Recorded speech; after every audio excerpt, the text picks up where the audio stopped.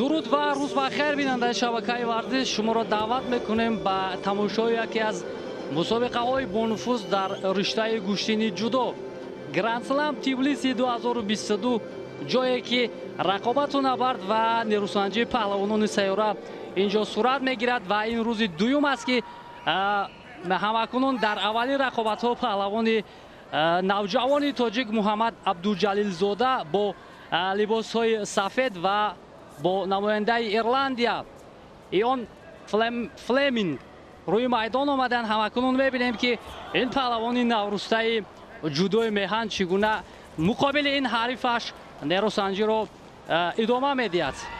ёдовар мешавем дӯстони азиз ки Муҳаммад Абдуҷалилзода тоза қаҳрамони Тоҷикистон дар риштаи гӯштини ҷудо дар соли 2022 аст ва имрӯз ба ҳайси қаҳрамони Тоҷикистон дар ин мусобиқаи сатҳи бонуфуз ҳунарнамоӣ мекунад ва чун мушоҳида мекунем аз оғози нерӯсанҷӣ паҳлавони мо фаъолии худро нишон медиҳад.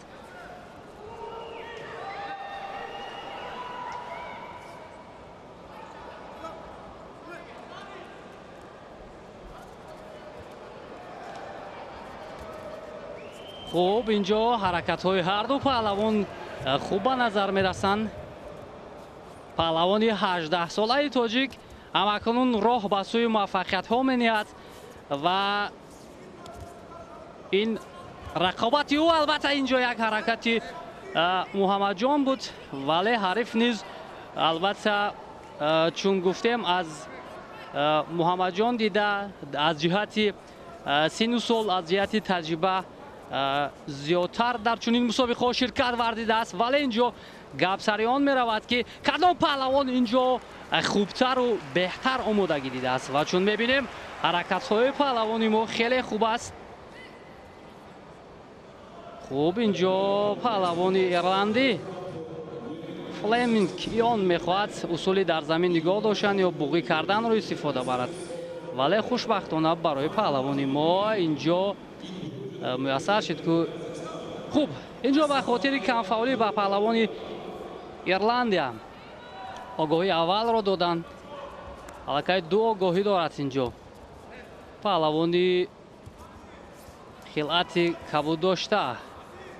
хуб, боз ҳаракатҳои Ион инҷо барои касби имтиёз муқобили паҳлавони мо инҷо ҳарчи хубтар мехоҳад усулро иҷро кунад, вале хушбахтона Муҳаммадҷон тавонист аз чанголи ин ҳарифи соҳибтаҷрибааш ки дар мусобиқаҳои мухталиф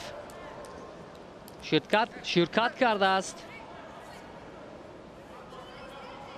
хуб, агар ба иштироки ин паҳлавони хилати кабуд дошта аз Ирландия таваҷҷӯҳ кунем, дар мусобиқаҳои мухталиф хеле зиёд ширкат кардааст, аммо натиҷаи даркориро танҳо дар мусобиқаҳои кушоди қитъавӣ ба даст овардааст. аммо паҳлавони мо Муҳаммад Абдуҷалилзода дар соли 2021 дар чемпионати Осиё ва Уқёнусия тавонист миёни навҷавонон мақоми дуюмро ишғол кунад.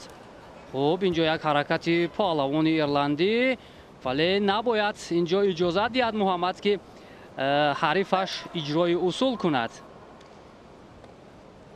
чун мебинем Фарух Собиров дар он ҷо нишастааст ва ба Муҳаммадҷон Абдуҷалилзода тавсия медиҳад. хуб, айни ҳол як амалкарди хеле ҷолиб аз ҷониби паҳлавони мо инҷо албатта вазари баҳогузорӣ шуд, хеле фаъол, хеле олӣ ва метавонад усули буғӣ карданро моҳирона истифода барад. ҳаракатҳои олии паҳлавони мо инҷо ба хубӣ ба назар мерасад. ана ҳамин усули буғӣ карданро ҳарчи хубтар агар анҷом медод паҳлавони мо, пас кор барояш боз осонтар мешуд.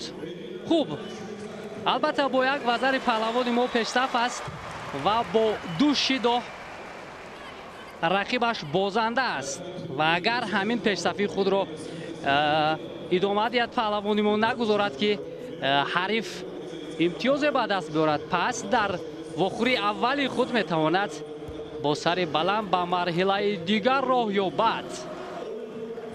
камтар аз 36 ثانیه دیگر باقی مانده است.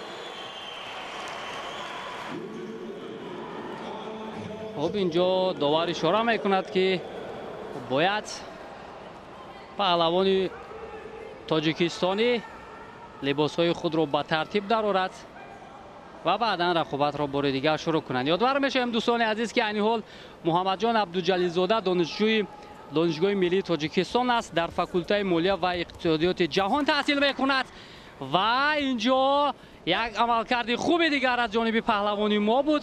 اگر دست رقیب را جانب خود اگر زیادتر میکشید پس اصولش میتوانست ثمرآور می بود، ولی باقی نیست. تاکنون از جانب این غنچه نوروسته گوشتینی میهن ما مقابل یک حریف صاحب تجربهش نیروسنجی ارزنده را مشاهده میکنیم. چون گفتیم پهلوان ما 18 سال دارد، رقیبش باشد 27 سال دارد که تجربه اشتراک در مسابقه های سطح جهانی و بین المللی خیلی زیاد است. خب آگاهی نوبتی به پهلوان ما داده شد، اما محمد میتواند که خوب دیگر تمام دوستان عزیز این روز رقابت ها خوشبختانه برای پهلوانان ما خیلی خوب شروع شد و محمد جان عبدالجلیل‌زاده با همین گونه اشاره داور غالب دانسته شد و راه خود را به دور بعدی میبرد. و اما باشین دوستان عزیز برمیگردیم به گلیم دیگر که اونجا پهلوانان ما در وزن 73 کیلوگرم نیروسنجی کرده ایستادند. خوب دوستان عزیز همکنون شما را دعوت میکنیم به تماشای یکی از رقابت‌های جالبی وزن 81 کیلوگرم، جایی که پهلوان نوروسته تاجیک محمد جان عبدالجلیل‌زاده با لباس‌های کبود و یکی از ستاره‌های گوشتین جدای سیاره تاتو گرگلاشویلی با خلعت سفید روی گلیم آمدند و هر دو همکنون برای راه یافتن به مرحله بعدی مبارزه میبرند. یادآور میشویم که پهلوان 22 ساله گرجستانی خیلی تجربه بای دارد و همکنون این پهلوان جوان تاجیک بر مقابل یکی از قدرت‌های جدای سیاره میبینیم که چگونه هنر و مهارت خود را نشان میدهد. تاتو میخواست اصول لط دادن دست را استفاده برد، ولی خوشبختانه پهلوان ما از چنگال او رها یافت. البته بر مقابل این پهلوان گرجی روی گلیم آمدن برای پهلوان ما خیلی دشوار هم هست، چرا که او تجربه اشتراک در مسابقه های مختلف را خیلی زیاد دارد. در قهرمانی جهان مدال نقره و 2 مرتبه برنده مدال برنجی است. در مسابقه ماسترز ها باشد این پهلوان گرجی مقام اول را سال 2021 در دوحه با دست آورده بود. خوشبختانه اولین آگاهی را پهلوان گرجستانی میگیرد و معلوم است که محمد جان عبدالجلیل‌زاده بر مقابل این حریف سرسختش ایستادگری خوب کرده ایستاده است. خوب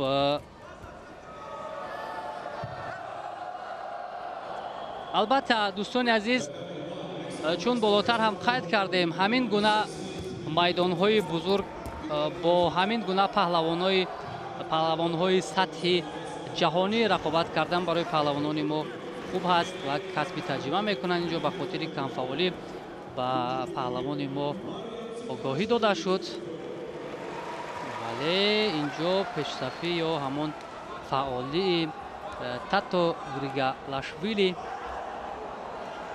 خوبتر به نظر می رسد. این هم از آن است که پهلوان خلعت سفید داشته در مسابقه های سطح بانفوذ خیلی زیاد شرکت کرده است و کسب تجربه هم از مسابقه های سطح بانفوذ دارد. به همین خاطر از این پهلوان نوروسته تاجیکی همکنون قدم های خود را استوارانه جانب میدان های بزرگ می نهد.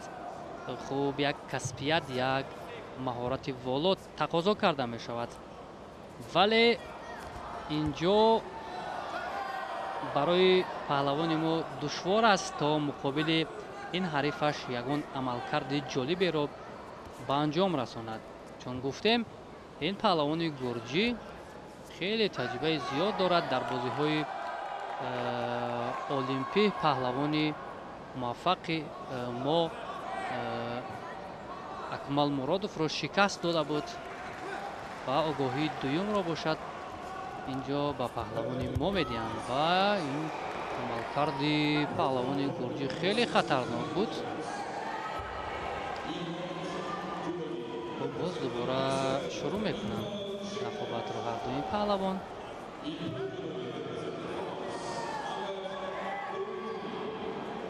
البته در مرحله اول عبدالجلیل‌زاده خیلی فعال بود و به خاطر از پای رقیب داشتن آگاهی سیوم به پهلوانی ما داده شد و متاسفانه محمد عبدالجلیل‌زاده از ادامه رقابت ها محروم شد و اینجا یک